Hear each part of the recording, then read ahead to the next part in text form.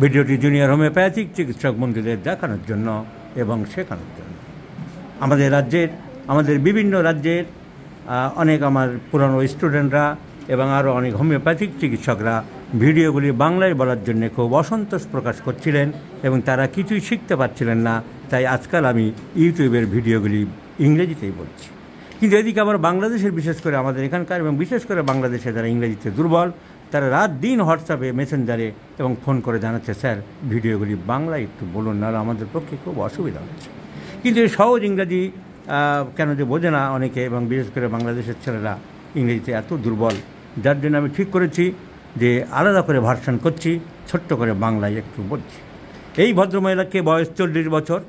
এনার যে internal carotid artery, তোমরা যারা অ্যানাটমি পড়েছ তারা জানো যে arts of aorta branch, arts of aorta থেকে ব্রাঞ্চ উঠেছে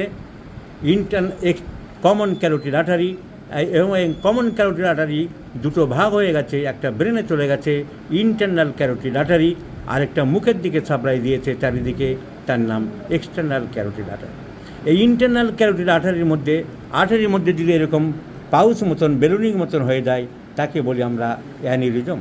তাহলে এনার এই ইন্টারনাল ক্যারোটিড আর্টারির মধ্যে অ্যানিউরিজম ডেভেলপ করেছে, যার জন্যে দুই দিকের internal carotid artery, left sided internal carotid artery এবং right sided internal carotid artery, দুটো ক্যারোটিড আর্টারিতে বেলুনিং হয়ে গেছে, মানে পাউচ হয়ে গেছে, মানে অ্যানিউরিজম হয়ে গেছে, যার জন্যে এর অনেক দিন থেকে আছে এবং তার জন্য মাথার যন্ত্রণা হচ্ছে, টাইম টু টাইম এটা ওটা টুকটাক ওষুধপত্র খাচ্ছে, প্রপার ট্রিটমেন্ট হয়নি, এখন মাথা ব্যথা খুব বেড়ে গেছে এবং যার জন্য চাপে অপথ্যালমিক আর্টারি, যেটা বলছিলাম ইন্টারনাল ক্যারোটিড আর্টারির ব্রাঞ্চ, সেখানে চাপ পড়ে পড়ে এর ডান দিকের চক্ষু খারাপ হয়ে গেছে, ডান দিকের চোখের ভিশন আর নেই, এখন বাঁ দিকটাও খারাপ হতে চলেছে।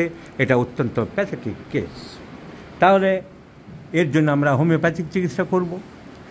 ভেলোরে দেখিয়েছে, খ্রিস্টান মেডিকেল কলেজ ভেলোরে, সেখানে পরিষ্কার বলেই দিয়েছে নন রাপচার এখনও পর্যন্ত ফাটেনি, ফেটে গেলে বিপদ। Non rupture aneurysm of right internal carotid artery and also ophthalmic branch of the left internal carotid artery. তো internal carotid, right sided internal carotid artery, right side common carotid artery, right sided internal carotid artery, right সাইডের internal carotid আর্টারির ওই carotid আর্টারির মাঝখানে direct pouch হয়েছে, আর left সাইডে direct হয়নি, অপথ্যালমিক ডিভিশনের উপরে হয়েছে।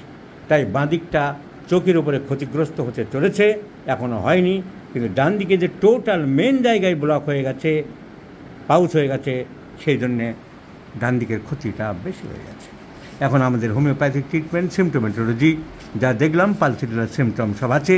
প্রেশারে অ্যামিউলেশন, তোমার চাপলে খুব আরাম লাগছে, ব্যথা, so headache relief by pressure, tendency to obesity, দিন দিন মোটা হয়ে যাচ্ছে, রাগ আছে অল্প স্বল্প, কিন্তু বুঝালে বোঝে, সান্ত্বনায় কমে, সহজে কান্না পেয়ে যায়, মানসিক পরিবর্তনশীলতা আছে, ঠিক লিউকোরিয়াল ডিসচার্জ আছে, প্রেফার্স ওপেন এয়ার, ঠান্ডা হাওয়া পছন্দ করে, so my selection is পালসিটুলা।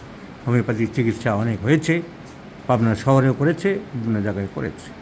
Edward homeopathic medical, Edward কলেজের গেটের পাশে হাসান আরও অন্যান্য অনেকে দেখেছে, কিন্তু ইমপ্রুভমেন্ট খুব একটা হয়। সেই জন্য আমরা পালস 1, 2, 3, 4, 5, 6, 7, 8 দিলাম, দেখা যাক নেক্সট কেসে যাবে। সো কী হলো আমি পরে ভিডিওটা শেয়ার করব, রোগীর ইমপ্রুভমেন্ট কী হলো না হলো। The treatment was given by the homeopathic physicians practicing by the side of the gate of Edward College of Patna without any good result. Name some Hussain.